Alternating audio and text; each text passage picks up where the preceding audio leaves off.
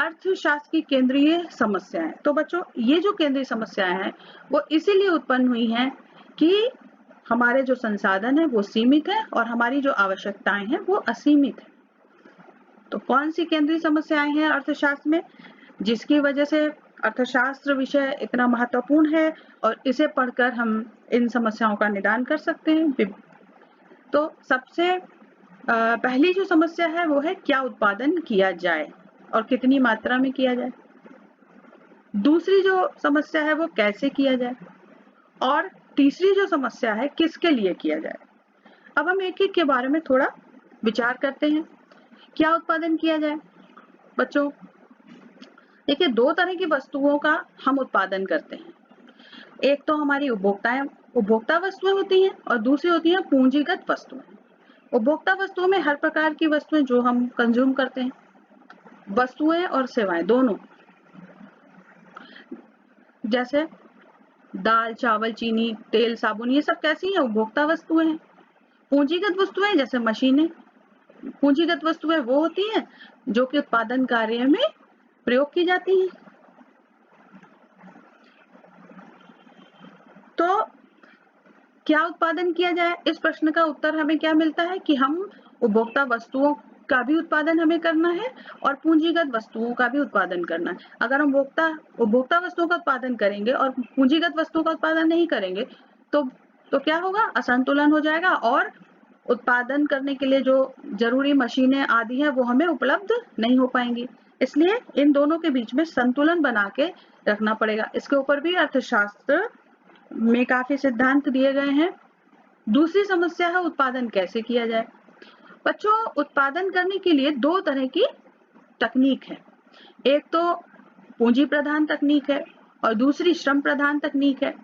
पूंजी प्रधान तकनीक के अंतर्गत हम पूंजी का अधिक इस्तेमाल करते हैं और अधिक संसाधनों में जैसे श्रम का कम इस्तेमाल करते हैं। कम जनसंख्या वाले देशों में पूंजी प्रधान तकनीक को अपनाया जा सकता है और श्रम प्रधान तकनीक वहां पर ऐसी तकनीक है जिसमें हम उत्पादन के समय श्रमिकों का अधिक प्रयोग करते हैं, इसलिए इसे श्रम प्रधान तकनीक कहते हैं। श्रम प्रधान तकनीक उन देशों के लिए अच्छी है जहां पे जनसंख्या अधिक है। अधिक जनसंख्या वाले देशों के लिए यह उचित है। इसमें उत्पादन के साधन के रूप में श्रम का अधिक प्रयोग किया जाता है। उत्पादन किसके लिए किया जाए, यह जो प्रश्न है यह बहुत ही सारगर्भित प्रश्न है और इसके ऊपर सबसे ज्यादा अर्थशास्त्रियों ने अपना विचार, अपने सिद्धांत प्रस्तुत किए हैं।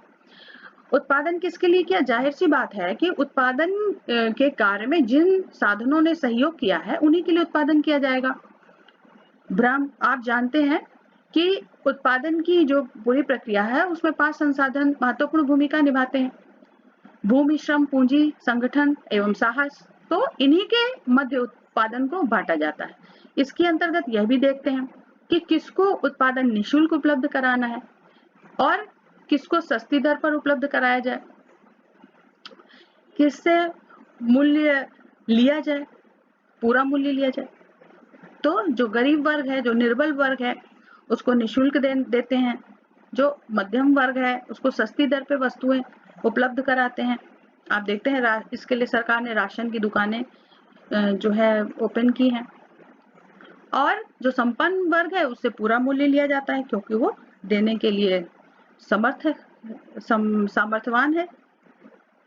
तो इस प्रकार से आपको आज हमने बताया कि जो उत्पादन है वो सबसे महत्वपूर्ण है और अर्थशास्त्र की जो केंद्रीय समस्याएं हैं वो कौन कौन सी हैं, क्या उत्पादन किया जाए, कितना उत्पादन किया जाए और कैसे किया जाए और किसके लिए किया जाए। बच्चों, आप इसके ऊपर विचार करिएगा और इसके बारे में एक अपने विचार से एक निबंध लिखिएगा।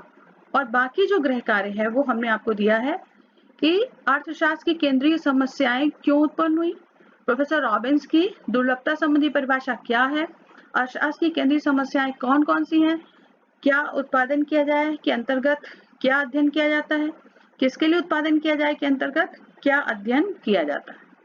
बच्चों धन्यवाद। आपको जो गृह कार्य दिया गया है उसको करिए और जो भी प्रश्न है वो व्हाट्सएप के माध्यम से आप हमसे पूछ सकते हैं।